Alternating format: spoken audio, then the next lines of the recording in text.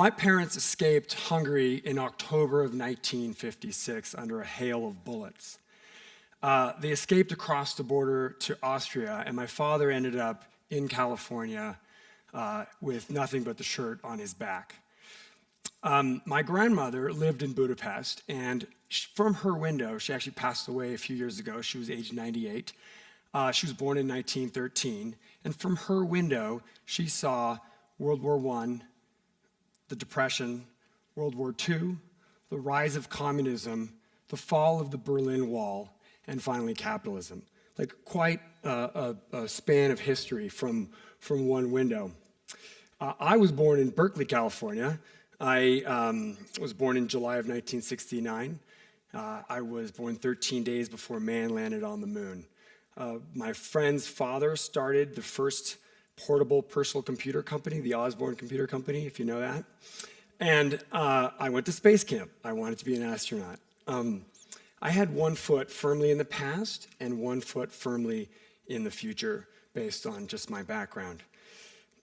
We're in the business of growing grapes, making oak barrels for the wine industry globally, and we have our own wine brands. And I want to talk to you a little bit about how that made me see the world and change the way I think about the short game and the long game. And I know that all of you are evergreen entrepreneurs. You are all thinking long term, right? You're at least thinking 5 years out, 10 years out, maybe 15. Let me propose a longer time frame. Let's define the short game as 10 years, and let's define the long game as 50 to 100 years. So my question to you today is, can you think out 50 years and 100 years? And it may just transform the way you look at the world and the way you think about your business. Turns out there are cognitive problems that we have as humans to not allow us to think about the long game. And the first of those is our cognitive map. Your cognitive map is basically your experience in the last 20 years or 25 years. It's how you feel like the world is. So raise your hand, I can barely see you, but raise your hand if you remember where you were when the Berlin Wall fell. Okay, so that's about maybe 2/3 of you. You're showing your age. I regularly go to see people, sommeliers, wine writers, people who are younger than, let's say, the age of 40. They don't really understand the Berlin Wall. They don't understand communism. They don't understand that during a period of time, there was a set of countries that were behind the Iron Curtain. For them, it's just another, Eurail stop on a summer trip. And so if you look at the arc of history and you think about non-political time, you end up getting a very different view of the world. So this is Europe without borders. This is how we like to see Europe. If you notice, the forests of Europe go from France to Germany through Central Europe, and the Carpathian Basin, which is around the countries of Hungary and Romania, have an amazing expanse of forests.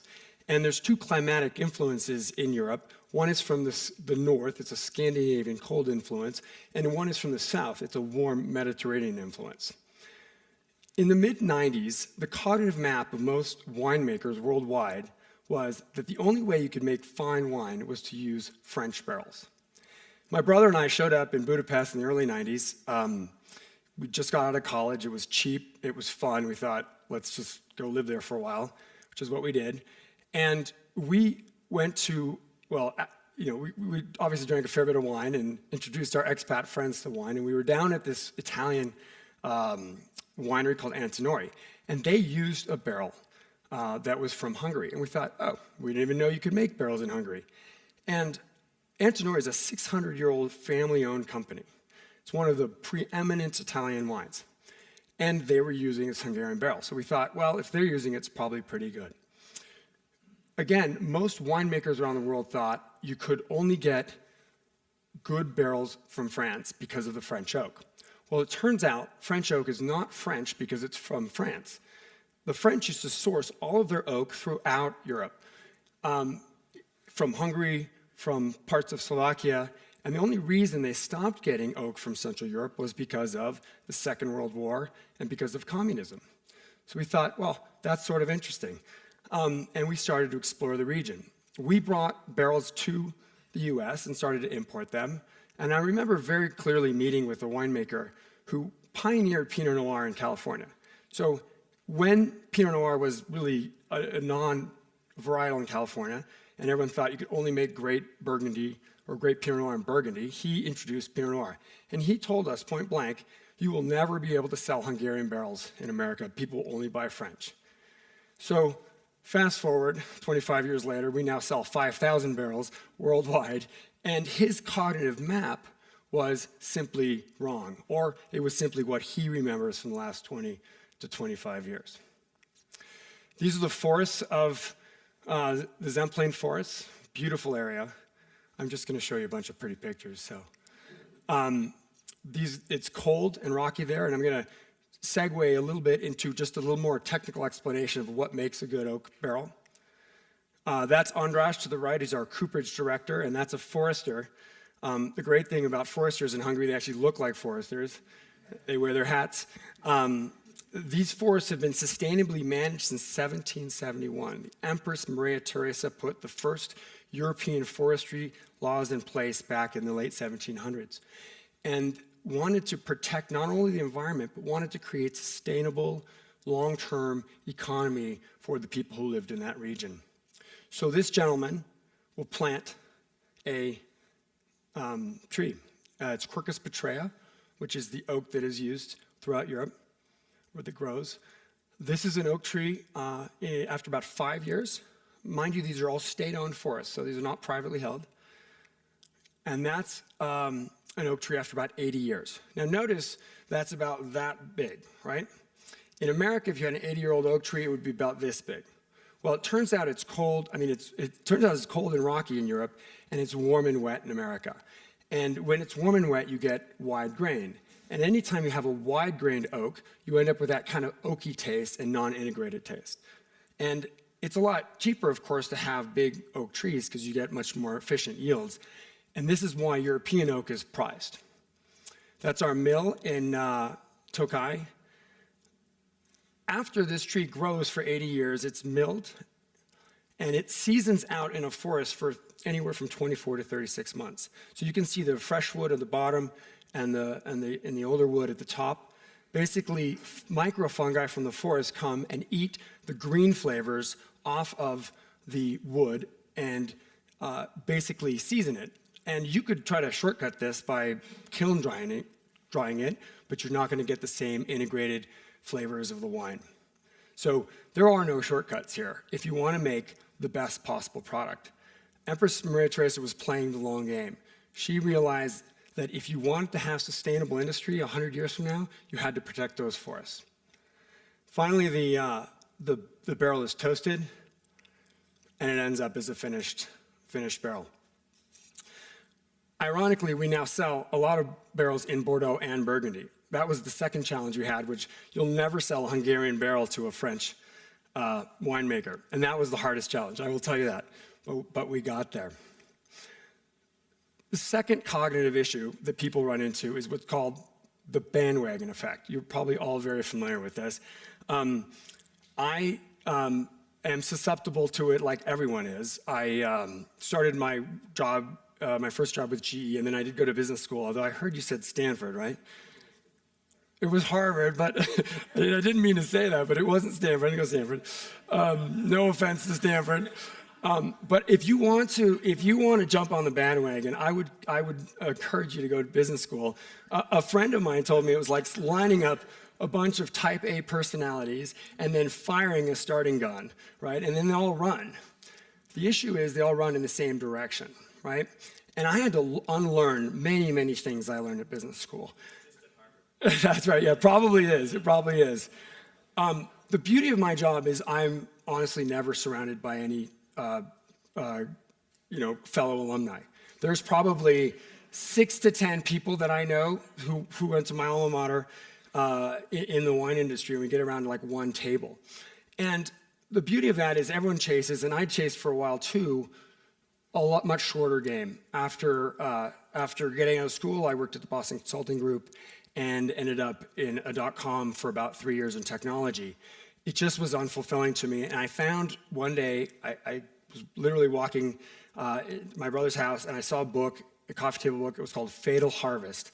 the tragedy of industrial agriculture. And it was the thing that really turned my thinking into, can we take this project, the barrels we do, and turn it into a long-term real business? Because this was back in the late 90s, and it was just, selling a few barrels to a few winemakers.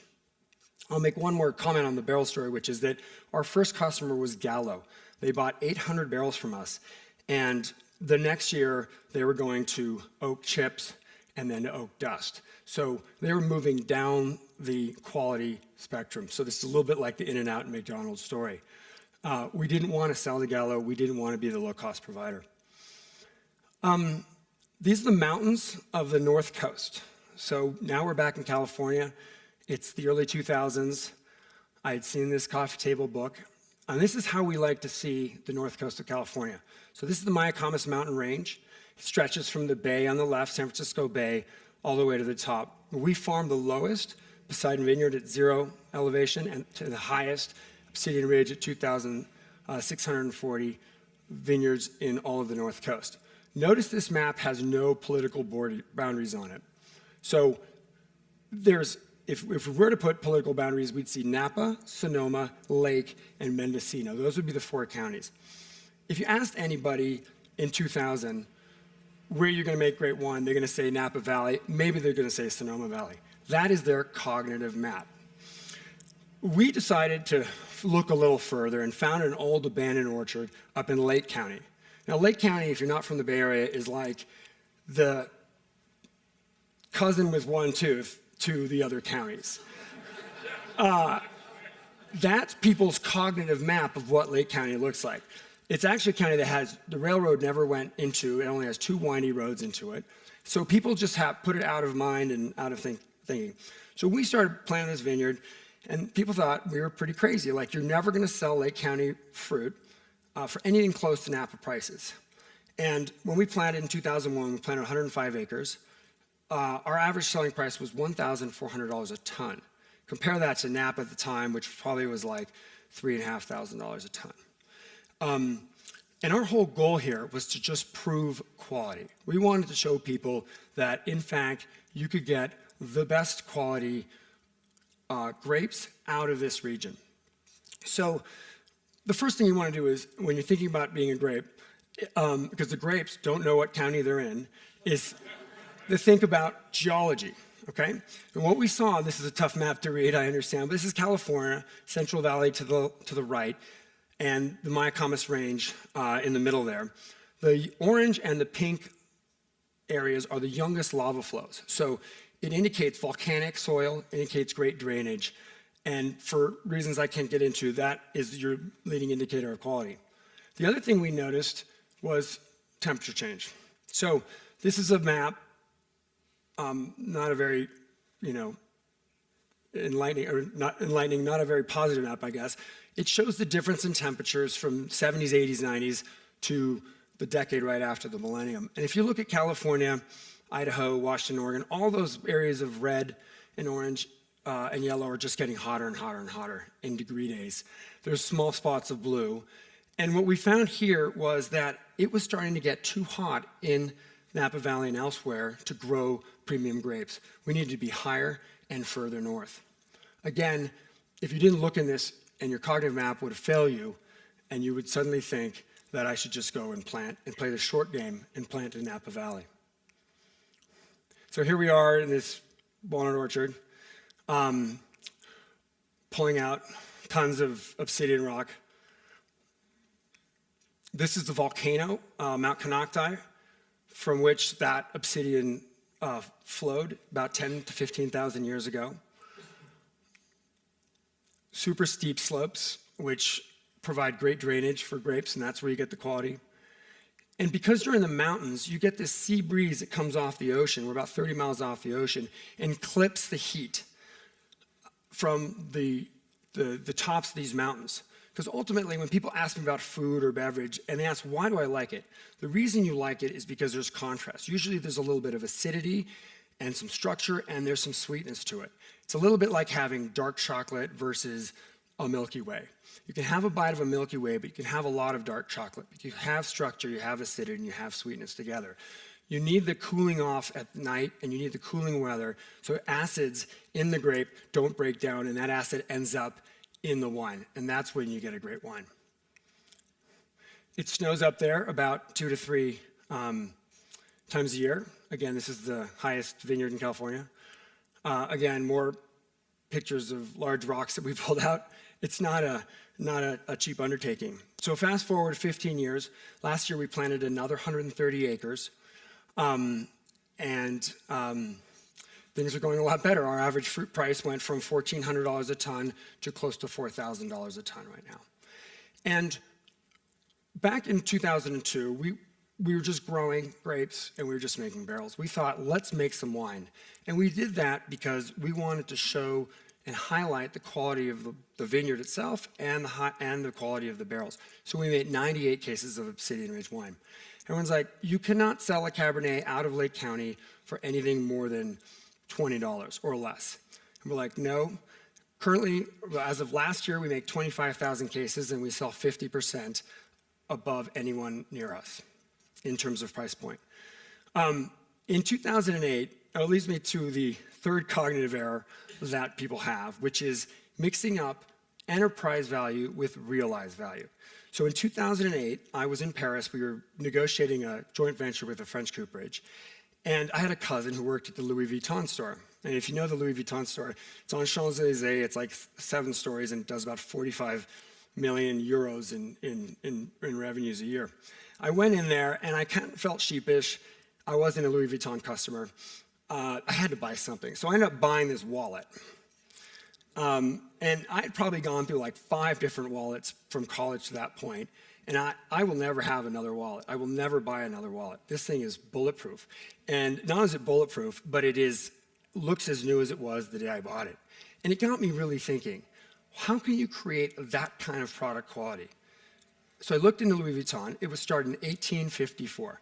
It was owned in the family for 160 years. Every single year, every single decade, they were just doubling down on quality. The quality of the leather, the quality of the stitching. And you can imagine back in the 1860s, the reason the travel industry boomed is because railroads came in. I see them mowing the grass out there. The travel industry boomed because of railroads. So there were countless number of luggage makers and wallet makers and travel accessory makers. But Louis Vuitton is the one, right, that I will pay. I can't believe I paid this. It was like 250 euros for the wallet. Like, it was the cheapest thing in the store, and it will never have that much money actually in it. But I felt sheepish, like I had to get something, right? And I thought to myself, how do you do that?